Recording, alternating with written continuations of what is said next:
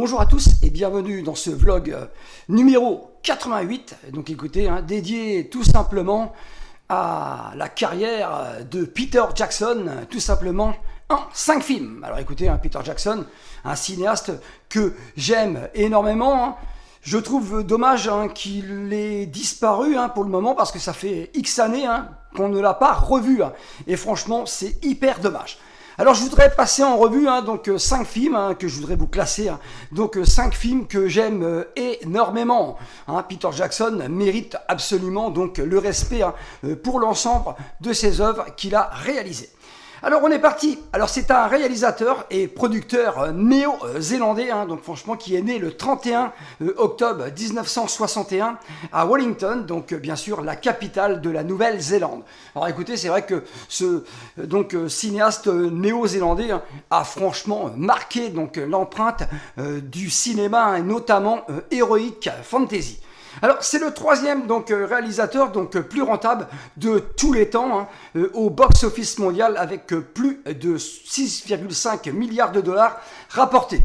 Écoutez, oui, il est tout à fait arrangé aux côtés d'un certain James Cameron, bien sûr, ou de Steven Spielberg. Alors, le 30 décembre 2009, il est fait tout simplement chevalier de l'ordre de la mérite de la Nouvelle-Zélande pour ses services rendus au cinéma. Voilà, franchement, c'est tout à son honneur. Alors, Peter Jackson est également lauréate de 3 Oscars. Et Peter Jackson, c'est quand même 17 Oscars pour sa trilogie du Seigneur des Anneaux, bien sûr l'adaptation magistrale de Tolkien, voilà sur grand écran. Alors franchement, vous connaissez tous cette fresque historique. Alors en 5e position, je vous ai classé c'est vrai que quand on voit ce que Peter Jackson a fait au début de sa carrière, on se demande comment il a pu avoir les commandes, les rênes de cette trilogie Tolkien. Donc franchement, c'est un truc de dingue. Alors 5e position, j'ai classé bien sûr le Branded. Voilà, vous connaissez tous mon amour pour le cinéma de genre, donc bien sûr le cinéma horrifique. Branded, c'est un souvenir nostalgie, VHS, c'est la mort cérébrale. Alors l'intrigue se situe en 1957 avec une ouverture sur l'île de Skull Island. Bien sûr, on va en reparler tout à l'heure. Skull Island, hommage magistral à son King Kong. Alors c'est l'histoire d'un singe rat qui va contaminer pas mal de personnes. Voilà, et il y aura contamination de zombies. Alors à l'époque, c'est la saga des globules et la Java des boyaux. Alors franchement, c'est vrai, il est considéré comme l'un des films les plus gore de l'histoire du cinéma. Alors, avec un budget de 3 millions de dollars à l'époque, c'est un échec commercial lors de sa sortie. Franchement, il est devenu culte grâce à son exploitation, notamment du marché de la vidéo et surtout nostalgie VHS Vidéo Club. Donc c'est comme ça que j'avais découvert cette œuvre. Franchement, que dire? C'est franchement magistral ce film. Alors, quelques petites distinctions pour ce long métrage, amplement mérité. Meilleurs effets spéciaux au Festival de Catalogne en 1992. Le Grand Prix au Festival du film fantastique d'Avoriaz en 93. Il a tout raflé là-bas. Meilleur film et meilleurs effets spéciaux au Fantasporto en 93. Alors franchement, l'histoire est complètement dingue. Nous avons Timothée Balm qui interprète Lionel Groscrouve. Franchement, il a obtenu une récompense en tant que meilleur acteur pour ce long métrage. Alors franchement, lui, jeune garçon timide avec une mère franchement tyrannique qui ne veut absolument pas que son fils soit heureux, surtout en amour. Alors ce film, c'est un Roméo et Juliette au pays des horreurs. Alors franchement, il est timide, au départ de ce film, timide, il va être épié par sa mère qui va se faire mordre par un singe rat, de Sumatra, et à partir de ce moment-là, elle va se décomposer, se transformer en zombie, et transformer tout le monde autour d'elle. On aura notamment un bébé zombie, une infirmière, un curé qui sera capable de botter le cul aux méchants, à coup de karaté. Donc franchement, c'est absolument redoutable. Alors à ses côtés, nous avons donc Diana, donc Penalver, Paquita Maria Chances. Voilà, donc écoutez, elle est ravissante, elle va tout simplement tomber sous le charme de ce Lionel Grosgroove. Alors, sa mère, donc tyrannique, Elizabeth Moody, qui interprète Vera Grosgroove, donc elle va totalement donc perdre l'oreille, se décomposer lors de ce repas, et notamment avec cette fameuse crème anglaise. Alors nous avons Ian Walking, donc l'oncle Leslie, donc qui va faire chanter tout simplement Lionel pour récupérer du pognon. Alors franchement, c'est magistral, donc c'est un film d'horreur redoutable, fantastique. Alors, c'était sorti à l'époque en VHS chez UGC, donc vidéo, distribution. Et donc, il existe un bootleg donc, de Branded en Blu-ray que j'avais et que je me suis séparé parce que franchement, il est de très mauvaise qualité. Et de plus, on attend tous une édition donc collector de ce film. C'est depuis 2009, Peter Jackson nous promet donc la remasterisation en HD de ses premiers films. Voilà, donc écoutez, on attend encore et ça c'est fort regrettable. Que dire donc du final de Branded, voilà, donc quand Lionel Grosgroove va donc prendre sa tondeuse, voilà, donc et décapiter donc tous ces zombies. Franchement, donc la promenade donc du bébé zombie au parc est également inoubliable. Alors, il est temps donc de parler donc du 4e film que je vous ai classé dans la filmo de Peter Jackson. Alors, c'est un film donc quasiment détesté donc de la filmo donc de Peter Jackson. J'ai lu des critiques franchement désastreuses sur ce film, et pourtant Peter Jackson change de registre. C'est tout simplement Lovely Bones, sorti en 2009. C'est du grand cinéma, donc fantasy pour moi, un grand thriller horrifique, visuellement bluffant. Adapté donc du roman donc La nostalgie de l'ange d'Alice Sebold. Alors écoutez, franchement, moi j'aime énormément cette histoire, donc elle est absolument poignante, elle ne peut vous laisser indifférente. Avec un budget assez conséquent, bon, à part quand on voit donc un petit peu les effets visuels, ça a dû être quand même du travail. 65 millions donc de dollars de budget, c'est une rentabilité de 144% avec plus de 93 millions de recettes mondiales donc rapportées. Donc écoutez, c'est pas un énorme carton, donc c'est vrai, 93 pour 65, ce film aurait mérité davantage. Notamment donc pour sa sortie en salle en France, seulement 288 280 spectateurs. C'est franchement trop peu, surtout quand c'est signé Peter Jackson. Alors c'est peut-être pour ça que Jackson n'est plus donc pour le moment au cinéma, parce que c'est vrai que moi je m'interroge, mais franchement ce film est magnifique. Donc cette histoire d'une jeune fille de 14 ans appelée donc Suzy Salmon, comme le poisson, comme le saumon, à 14 ans, donc elle est violée, donc assassinée, donc et elle voyage tout simplement donc entre deux mondes, le monde donc des morts et des vivants. Elle va voir un petit peu donc le désarroi de ses parents. Voilà, elle est violée, assassinée par un voisin, donc interprété par le redoutable Stanley Tucci. Donc franchement, il est métamorphosé donc en psychopathe redoutable, donc meurtrier, donc pédophile. C'est George Harvey. Alors franchement, donc dans ce film, tout est bien qui finit bien. Donc voilà, je ne vais pas spoiler, mais alors quand on sème donc le mal, on récolte la tempête. Voilà. Alors franchement, il joue donc très très bien. Nous avons au casting également Mark Wahlberg, donc Jack Salmon, le père de Suzy, Rachel Weisz, donc Abigail Salmon, voilà, donc écoutez, les parents donc de Suzy, Susan Sarandon, ça fait plaisir de la voir, donc c'est sa grand-mère, donc franchement ce casting est absolument donc brillant.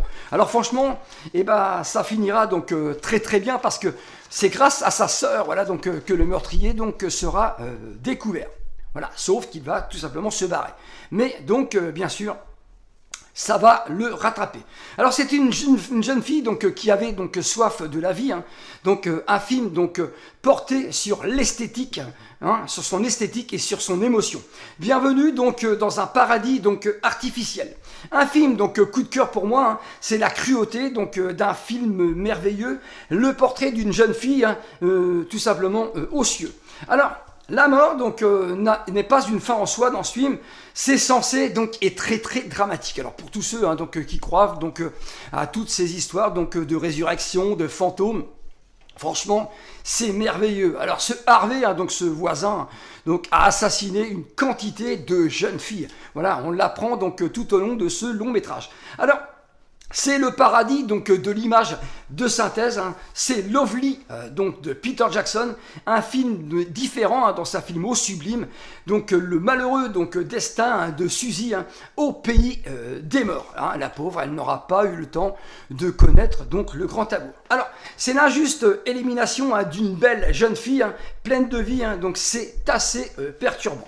C'est une poésie donc d'une rare beauté, un Jackson fleur bleue, c'est beau, magistral, donc et très très émouvant. Alors franchement, c'est vrai que j'aimerais vous lire donc sous cette page YouTube, j'aimerais savoir ce qui vous a déplu dans ce film, parce que franchement, on sent que ce n'est pas un novice derrière la caméra, on sent que Peter Jackson y a mis toutes ses tripes. Franchement, c'est fabuleux et très très beau. Troisième position, alors un film donc également devenu culte grâce au marché de la vidéo, c'est Fantôme contre Fantôme, sorti en 96. Avec un budget de 30 millions donc, de dollars, c'est une recette mondiale de 98%, avec une rentabilité d'un peu plus de 30 millions rapportés. Et pour la France, c'est seulement 239 692 spectateurs. On ne peut pas dire qu'en France, les films de Peter Jackson, donc ses premiers films, n'ont pas fait un carton phénoménal. Voilà, donc il a quand même eu, donc franchement, la niaque pour travailler donc sur le scénario donc du Seigneur des Anneaux pour qu'on lui donne les commandes de cette trilogie épique. Alors, ce qui est formidable dans Fantôme contre Fantôme, c'est de revoir donc le magnifique Michael J. Fox, bien sûr dans l'un de ses derniers rôles, malheureusement c'est fini, on ne le voit plus. C'est Frank donc Bannister, c'est un médium, un escroc, donc un chasseur de fantômes, aidé bien sûr par des fantômes eux-mêmes. Voilà, donc écoutez, c'est une comédie horrifique, fantastique, parodique. Alors, nous avons donc également en casting Trini, donc Trini Alvarado, donc docteur Lucy Lindsay, Jack Buzzet, voilà donc Johnny Charles, Jeffrey Combs, donc ça fait plaisir de revoir Jeffrey Combs, Dee Wallace, magnifique ce casting, et Early Emery. Donc franchement, c'est vrai que c'est un film qui est porté donc par un casting plutôt extraordinaire. Alors Bannister, ce charlatan, donc chasseur de faux fantômes, c'est le ghost killer, donc c'est le ghostbuster de l'humour. C'est un pur divertissement, donc fun et inventif. Magique, scénario donc fantomatique. C'est ultra donc divertissant, donc une fantastique enquête donc d'épouvante loufoque. Voilà, donc écoutez, franchement, c'est vrai que ce film, c'est absolument donc du délire, donc dans le bon sens du terme.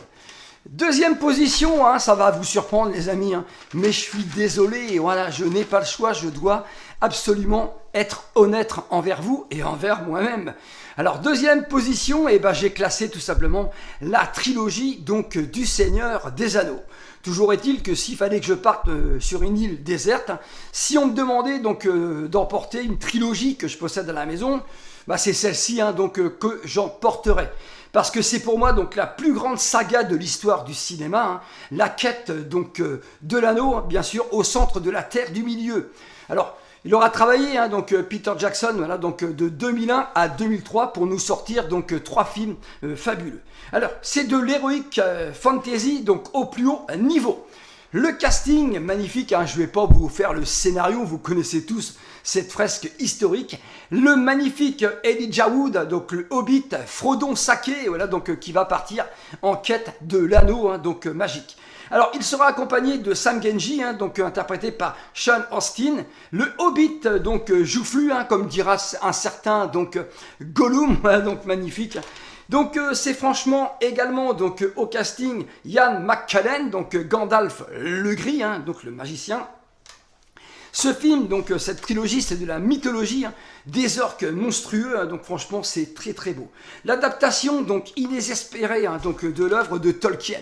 Alors Gollum, donc magique, magnifique créature repoussante, voilà, donc écoutez, elle est absolument fourbe, elle est prête à tout pour récupérer cet anneau maléfique, n'est-ce pas, Smeagol. Voilà, donc écoutez, c'est une trilogie donc épique, donc l'héritage de l'anneau pour les gouverner tous. Voilà. Alors cette trilogie, c'est mon précieux du cinéma, des nains, des elfes, donc des hobbits et des orques. Voilà, donc écoutez, franchement, les batailles sont inégalées, c'est du grand spectacle. Voilà, alors, le sommet ultime de l'heroic fantasy, un monument donc du cinéma, quand le mot chef-d'œuvre ne suffit plus, donc pour louanger une œuvre du 7e art. Voilà, donc écoutez, on peut dire que c'est plus que du cinéma, bien sûr. Donc franchement, le Seigneur des Anneaux. Alors franchement, un tournage, donc des décors, donc au cœur de la Nouvelle-Zélande. Franchement, des batailles épiques. Voilà, donc avec le retour du roi. C'est absolument magnifique. Alors je possède cette magnifique figurine, donc en résine, elle est très très belle, de notre Gollum, donc Sméagol. Donc franchement, c'est l'un de mes personnages préférés, donc de l'histoire du cinéma. Alors c'est une figurine sortie chez Weta, donc Workshop. Franchement, elle est très lourde, donc elle est très très belle. Je l'avais achetée 100 €. Donc franchement, elle est magnifique. Il en reste encore donc de dispo, voilà, si ça vous intéresse de vous la procurer. Alors, premier donc de ce classement, donc sur le top 5, Peter Jackson, vous me connaissez tous. Alors je vais vous parler de, pour moi, le plus grand remake de l'histoire du cinéma. C'est tout simplement le King Kong de Peter Jackson. Voilà, alors si Peter Jackson a fait du cinéma, c'est qu'il est tombé donc amoureux de l'œuvre de 33 quand il avait tout simplement vu donc au cinéma. Voilà, donc ça l'avait tellement marqué qu'il avait fait une semi-maquette chez lui et il avait dit je veux faire des films comme King Kong. Alors King Kong, c'est le gorille géant donc de Peter Jackson, le véritable remake de l'œuvre de 33. Oui, il est à noter que c'est une œuvre pour moi magique, magnifique. Voilà, alors quand j'étais plus jeune et que ce film n'était pas sorti, j'avais comme film de chevet le film de 1976 signé John Guillerman. Voilà, donc écoutez, alors pour Peter Jackson, le remake de John Guillerman n'a jamais existé. Voilà, donc écoutez, c'est vrai que il est quand même infidèle donc à l'œuvre originale, notamment pour son final où King Kong donc montre donc sur tout simplement le World Trade Center sur les tours, alors qu'à l'origine ça a toujours été donc bien sûr sur l'Empire State Building. Alors en 2005, c'est un budget monstrueux donc de 207 millions donc de dollars pour ce plus grand remake du cinéma. C'est une rentabilité de 265% avec plus de 549 millions rapportés au box-office mondial. Et en France, c'est plus de 3 millions de spectateurs. Franchement, donc ce film a plu, voilà, donc ce film a plu et c'est tout à son honneur. Alors, donc ce film, donc c'est un Oscar pour les effets visuels, donc bien sûr en 2006, un Oscar également du meilleur mixage de son, donc en 2006, un Oscar donc du meilleur montage de son en 2006. C'est bien sûr au total donc 3 Oscars amplement mérités. Alors le casting, il est magnifique, label Naomi Watts, donc label Anne Darrow, donc qui va embarquer donc à bord de ce Venture. Voilà, ou tout simplement Jack Black, donc Carl Denham, réalisateur de film, veut tourner un film sur une île donc non explorée qui s'appelle Skull Island, donc l'île du crâne. Sauf que là-bas, ils vont tomber tout simplement sur le repère de Kong. Alors franchement, c'est magistral. Adrian Brody interprète dans ce film Jack Driscoll. Voilà, donc écoutez, il tombera donc amoureux donc de la belle. Et nous avons l'excellent Andy Serkis, donc qui interprète King Kong en capture de mouvement. Et là, il avait déjà travaillé donc sur Le Seigneur des Anneaux, notamment donc sur pour rendre vivant donc bien sûr Sméagol, donc le Gollum. Et ça, c'est magnifique. Alors, c'est La Belle et la Bête, donc au sommet du 7e art. Voilà, donc écoutez, franchement, pour moi, c'est très beau. Pour moi, c'est un grand film fantastique, un grand film de monstres et un grand film d'aventure. Voilà, ce film se divise en plusieurs parties. Donc, au début, le New York 1933. Franchement, qui est magistralement donc reconstruit, donc ça c'est très beau. Après nous avons donc l'aventure donc sur ce bateau et après donc le cauchemar sur Skull Island. Donc franchement c'est trop beau. Alors Skull Island, l'île du crâne ou du cauchemar bien entendu. Ce King Kong c'est la beauté de la bête. Voilà, franchement j'ai jamais vu ça. Encore aujourd'hui donc en 2025, ce King Kong n'a absolument pas vieilli. Elle est magnifique. Quand vous entendez tout simplement les rugissements de la bête, ses respirations, donc franchement, ça fait frissonner. Alors bien sûr, c'est également la 8e merveille du monde, donc la plus belle créature de l'histoire du cinéma. C'est la 8e merveille du 7e art. Voilà. Alors c'est la source primitive, donc au cœur d'une civilisation égoïste. Voilà, donc on se rend compte à quel point donc l'homme est égoïste. On va chercher une créature chez elle pour la ramener donc pour faire du fric, voilà, et de l'amener tout simplement à la mort. Non, ce n'est pas la bête, hein, ce n'est pas la belle qui a tué la bête. C'est ces avions, voilà, donc c'est l'homme. Alors franchement, c'est la source primitive, hein, comme je vous ai dit, donc c'est un remake monstrueux, hein, donc la bataille de 3 T-Rex donc contre un seul King Kong. Voilà, alors franchement, cette scène est magistrale, hein, donc dans l'œuvre de 33, nous n'avions donc qu'un dinosaure, là nous allons en avoir 3. Voilà, donc c'est la seule chose qui est fictif donc dans le film, parce qu'en 33 donc les dinosaures donc n'étaient pas sur la Terre. Voilà. Mais hormis ça, hein, voilà, donc si vous passez outre ça, franchement c'est trop beau. Alors c'est également donc King Kong donc au sommet de l'Empire State Building, donc bien sûr à New York. Hein, il est à noter que là-bas, il n'y a que l'affiche donc du film de 33, bien sûr, et également celle de ce remake de Peter Jackson. C'est un rêve de gosse, donc exaucé, la nouvelle merveille de Peter Jackson. C'est impressionnant visuellement, techniquement. La leçon donc d'un film à grand spectacle où émotion rime avec grand spectacle. C'est un grand film, un énorme blockbuster, donc un New York 33 magnifique. Donc c'est une mise en scène donc fastueuse, effets spéciaux époustouflants, impeccable, bref, magistral, avec des scènes très jacksoniennes. Hein, donc notamment, bien sûr, quand Anne Darrow va tout simplement donc se faire livrer à ce Kong. Ne quittez pas donc cette vidéo, tout de suite la partie donc bonus Blu-ray sur ces 5 films de Peter Jackson.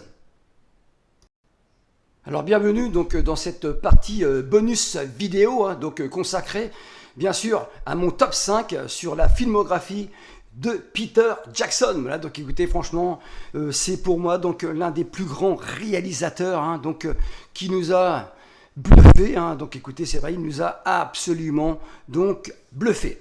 Attention, on pourrait également parler du Hobbit, voilà, donc, mais qui est largement donc en dessous de cette trilogie du Seigneur des Anneaux.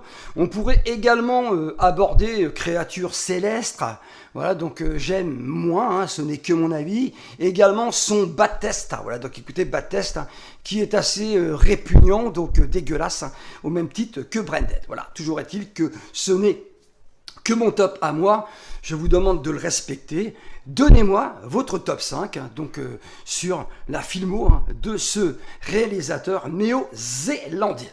Alors, je vais vous présenter donc quelques Blu-ray que je possède, des films que je vous ai tout simplement abordés. Alors, Lovely, Bones, que je possède bien sûr dans cette édition simple amarrée, mais c'est quand même une édition collector donc de Blu-ray, et c'est quand même spécifié. Peter Jackson réalise donc encore des prouesses visuelles signées Journal du Dimanche. Voilà, donc c'est vrai que ce film est absolument donc bluffant. Voilà, donc il n'y a rien à dire. Donc en bonus, vous avez l'introduction de Peter Jackson, le tournage de Lovely Bones. Alors c'est un film qui brille également pour son casting. Voilà, donc un casting plutôt très très intéressant. Moi, j'ai toujours aimé donc ce Lovely Bones. C'est un film que je vois donc environ une fois par an. Alors, l'énorme classique Fantôme, donc contre Fantôme, Michael, donc J. Fox, donc 2 Blu-ray, plus un DVD. Franchement, la version longue en Blu-ray, pour la première fois donc en France, sous cette galette, bien sûr. Une comédie horrifique aux effets spéciaux spectaculaires. Là, c'est vrai que les effets spéciaux fonctionnent encore, franchement, très très bien. Alors, donc avant de réaliser donc Le Seigneur des Anneaux, puis King Kong, Peter Jackson donc signe avec Fantôme contre Fantôme sa première super production. Voilà, donc c'est vrai que c'est quand même une super donc production à l'époque pour ce Peter Jackson. C'est une très belle, donc très très belle donc édition, donc support physique, voilà, qui tout simplement se présente donc ainsi. Voilà, donc franchement c'est un digibook. Voilà, donc écoutez, c'est ce qu'on appelle tout simplement un digibook. Et quel plaisir donc de retrouver donc notre Jeffrey Combs de Réanimateur. Voilà, donc franchement ça fait plaisir. Et donc c'est vrai que c'est un film qui fonctionne donc énormément hein, donc sur l'humour, voilà donc l'humour mêlé donc fantastique. Voilà. Et alors il y a deux visuels donc de la jaquette. Alors là c'est marrant, un poster comme ça hein, donc nous est offert, donc ça nous rappelle hein, bien sûr l'affiche de Shining de Stanley Kubrick. Et là hein, donc l'affiche officielle donc hein, du film donc à l'époque hein, quand il est sorti tout simplement donc au cinéma. Et ça fait grandement plaisir. C'est vrai que Fantôme contre Fantôme, pour moi, est l'un des plus grands films donc, de Peter Jackson. Voilà, donc écoutez, franchement, il y a tout hein, pour passer donc, un très très bon moment avec ce Frank donc, Bannister. Alors franchement, eh ben, ce magnifique coffret, hein, donc 4K UHD plus bourré, hein, donc du Seigneur des Anneaux, donc la trilogie. Voilà donc version cinéma et version longue. Très très belle édition. Hein. Voilà, je me suis séparé du coffret précédent. Hein. Découvrez la trilogie épique de Peter Jackson en 4K Ultra HD. Franchement, elle est très très belle. Hein. Donc, et que dire hein, donc, de la qualité donc 4K, donc Dolby Vision. Hein. Donc de ce formidable coffret que je vais tout simplement donc vous présenter. J'aime bien donc ce genre de coffret donc avec toutes ces galettes comme ça. À chaque fois vous avez le film en version cinéma et après vous l'avez bien sûr en version longue hein, bien sûr sur 2 disques hein, tellement c'est long. Franchement pour moi, ce sera donc mon édition ultime. J'ai failli craquer hein, contre l'édition Steelbook. Hein. Voilà, donc, mais il fallait absolument réinvestir et je n'avais absolument pas envie. Hein. J'en ai un peu marre hein, donc d'être pris hein, tout simplement pour des vaches à lait. Voilà, donc franchement, très très belle édition. C'est juste le Steelbook hein, qui change. Le master est le même. Alors, bien sûr, hein, King Kong, je possède cette édition 76. Hein. Voilà, donc que j'ai un peu regretté d'acheter parce que le Master 4K vire franchement au vert. Les couleurs sont poussées, c'est saturé. Et franchement, c'est vrai que ce film de John Gillerman, qu'est-ce qu'il a mal vieilli hein. Qu'est-ce qu'il a mal vieilli hein. Il est enterré hein, littéralement par le film de Peter Jackson. Je respecte tous ceux qui préfèrent cette œuvre, mais franchement... on ne doit pas avoir le même regard. Hein. Donc franchement, la bête, hein, donc, quand elle est déchaînée, hein, elle est bien plus brutale, hein, donc plus bestiale dans le film de Peter Jackson, donc, que je possède dans cette magnifique édition donc 4K Ultra HD, un Steelbook sorti hein, donc récemment. Elle est protégée. Hein. Donc c'est la plus belle donc, édition à ce jour. Voilà, donc écoutez, c'est pareil, hein, il existe... voilà, donc il existe une édition donc collector, mais ça change absolument rien. Hein, c'est exactement donc les 3 mêmes galettes. Voilà, donc aucun intérêt à les numéroter, c'est vrai, mais franchement, ce Steelbook, franchement, il est absolument magnifique. Hein. Moi, ça me va donc très très bien. Alors, c'est vrai que King Kong, on en bouffe à foison, hein, donc notamment donc avec en ce moment donc les Monsterverse, mais on n'arrive jamais hein, donc à la hauteur du film de Peter Jackson. On n'arrive pas donc tout simplement à nous donc donner donc de l'émotion. Voilà, donc il y a des effets visuels bluffants, magnifiques, mais ça ne fait pas spécialement donc un beau film. Alors dans le Monsterverse, vous avez donc tout simplement le dernier donc Godzilla X Kong, voilà donc que je possède bien sûr en Blu-ray, hein, donc 4K UHD Steelbook. Franchement, c'est spectaculaire, c'est beau, mais rien de plus. Voilà, là nous avons le Godzilla, hein, le premier, donc enfin le premier, celui de Gareth Edwards, hein, donc le Godzilla rattaché donc bien sûr à ce Monsterverse. Franchement, il est quand même plutôt sympathique celui-ci. Alors là nous avons bien sûr, alors le Kong, donc Kong Skull Island, hein, c'est pareil, donc très très beaux effets visuels, hein, donc ça dépote sévère, mais franchement, donc aucun acteur ne retient donc notre émotion, hein, on se moque absolument de ce qui peut leur arriver. Et ça, franchement, c'est regrettable. Voilà, donc il n'y a pas que les effets spéciaux dans un film, c'est surtout le casting. Alors le Godzilla, donc le roi des monstres, hein, voilà, donc écoutez, celui-ci est déjà donc nettement donc moins intéressant. Encore une fois, ce n'est donc que mon avis. Et donc Godzilla donc versus Kong, voilà, donc celui-ci est encore une fois pas trop mal, mais alors encore une fois, hein, les acteurs, on s'en moque, voilà, hein, c'est ultra spectaculaire, c'est bourrin, voilà, donc, mais rien de plus, ne vous attendez pas donc à un côté attachant des personnages. J'espère que ce vlog vous aura plu parce que moi j'ai pris un immense plaisir à vous le partager. Prenez bien soin de vous et à très vite sur la chaîne du Cinéphile de Caen. Ciao les amis, prenez bien soin de vous. Bye.